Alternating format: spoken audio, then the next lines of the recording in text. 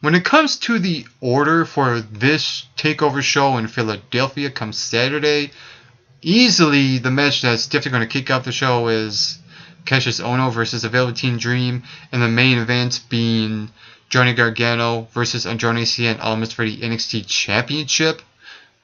Or the rest in between, I don't know.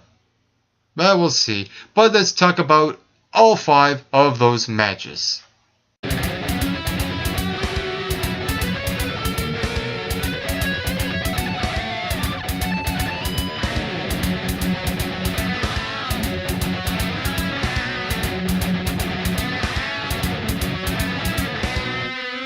Hello all MRBers and welcome to another video with me, Mike McRock. I am one half of the McRock and Bolt Wrestling Review Show.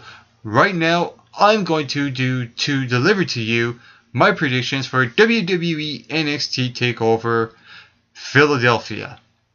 Now the overall build-up and anticipation to this show on a scale of 1 to 10 is roughly maybe a 6.5 or maybe a 7. You know, it's not overly high, but it's not overly low either. There are a couple of matches on this card that have a certain hook to them to a certain degree, but there's no real match where I want to say, wow, I'm really excited, I'm really looking forward to seeing what's going to happen here.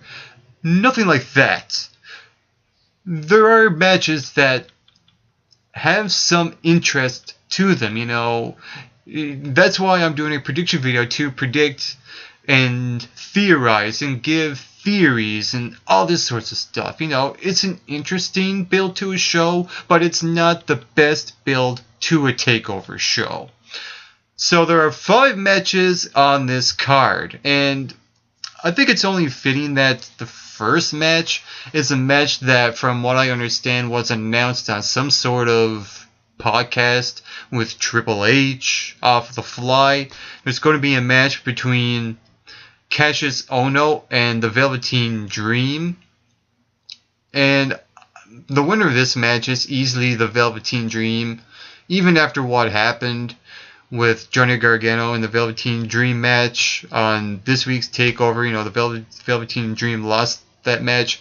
He's going to get his win back here. And the other reason why I think the Velveteen Dream is going to win is that for the past few weeks now, ever since that match he had with Aleister Black at TakeOver, I do believe it was the last show, the last TakeOver show, the guy's been getting really good reactions from the fans. The fans are really digging him. I'm really digging him. I think Triple H and NXT is behind him all the way. You know, I'm surprised he's not even in the NXT Championship picture. However, with that said, you know, I'm kind of glad that they're putting the Velveteen Dream on the show, and they're having him in the match with Cassius Ohno, a match that was supposed to happen due to some sort of work injury. But here's the thing, Velveteen Dream, he's money, he's gold. He is who I'm picking to win this match, and I don't see what NXT is going to do with Cassius Ohno, even if he loses this match, which I really don't see him winning at all. I really legit don't. I mean, I think the guy should change his attire. He looks terrible in what he's wearing, and I just don't see anything with Ohno. I don't know what NXT is going to do with him. However, I see good things coming for the Velveteen Dream.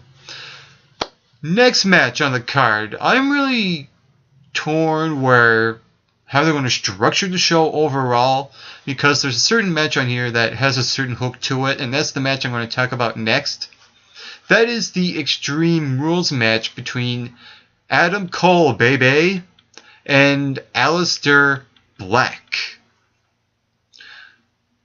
Who do I have winning this match? You could really go back and forth with this. I think this stipulation is in favor of Adam Cole because he has his minions, Kyle O'Reilly and Bobby Fish, and depending, you know, whenever they face ALP for the tag team titles, which I'll talk about after this match, they might interfere, they might not, I don't know. But, you know, I assume that Kyle O'Reilly and Fish will get involved somehow, which could potentially lead to Adam Cole beating Aleister Black. And I actually don't mind if that happens at all. I don't. For one thing, it would be a good shake-up. It would be a good change of pace. Aleister Black has been on a really good winning streak ever since he came on NXT. It would be really cool to see Adam Cole win a match that really matters, that would benefit him in the long run. But I have a feeling that because NXT's flavor of the whatever is going to win, I think Aleister Black is going to win. Only because I see other potential possibilities for a certain champion down the line. Well, we'll see how it all plays out in the long term with the next TakeOver shows after that and after that. So my pick is Aleister Black to win, but again, I'm good if Adam Cole wins. And I think Cole needs a win more than Aleister Black does. So I don't know. I'm a little 50-50 on that. I might change it up, when I'm like watching the show or something. I'm like, okay, Cole might win this. Oh no, Aleister might win this. It's a toss-up, but it's a really good toss-up. Next match is AOP challenging for the NXT Tag Team titles against Kyle O'Reilly and Bobby Fish, the Undisputed Era. Who do I have winning this match? Honestly, I don't see Undisputed Era losing anytime soon. You just put the titles on them against Sanity, I think it was like a few weeks ago. On a normal episode of NXT, you have a tag team title change, switch hands there, which I was like, cool, I was fine with that. It's not like Sanity was been looking strong ever since they became NXT Tag Team Champions. So I see Bobby Fish and Kyle O'Reilly retaining the titles against the Authors of Pain, but I have a really interesting idea. What if Sanity gets involved somehow? Maybe during the match or after the match, they renew the rivalry with Bobby Fish and Kyle O'Reilly. Or I have another idea. Hear me out on this. What if AOP doesn't even show up for this match? What if Sanity attacks the Authors of Pain from behind? You don't hear from AOP at all. They're kind of like, they're out. Sanity took them out backstage earlier on. William Regal has to make a quick announcement that Kyle O'Reilly and Bobby Fish will defend their championships against Sanity. In comes Sanity, but you still have Bobby Fish and Kyle O'Reilly kind of worm their way out of that situation somehow by hook or by crook. It would almost in a way be a blessing in disguise, because when you look at this match between Authors of Pain and Bobby Fish, who would you believe more to win? Small guys or big guys? I'd go for the big guys. I'd go with the Authors of Pain. It'd be really cool to see Authors of Pain get back their titles. Maybe it's best if they don't even maybe it's best if they're not in this match. Maybe it's best if Sanity attacks him backstage, they are inserted into a match, or you can have some sort of wacky idea where Authors of Pain and Kyle O'Reilly and Bobby Fish are in the ring, they're fighting, but then you have Sanity come out like early on in the match, which causes a triple threat. There's so many theories, there's so many ideas, but the only end result I see is Kyle O'Reilly and Bobby Fish retaining the tag team titles. Next match. It is Ember Moon versus Shayna Baszler for the NXT Women's Championship.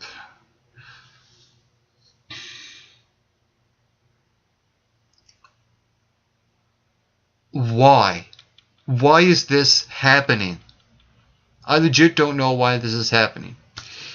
Hear me out here. So, you have Shayna Baszler, lose the Mae Classic to Kairi Sane. And she gets an NXT Women's Championship match. Why? Because she bullied her way through that situation by making other people submit. Okay, but what makes me believe that Shayna Baszler would beat Ember Moon when she couldn't defeat Kairi Sane in the Mae Classic final? That makes no sense whatsoever. It doesn't.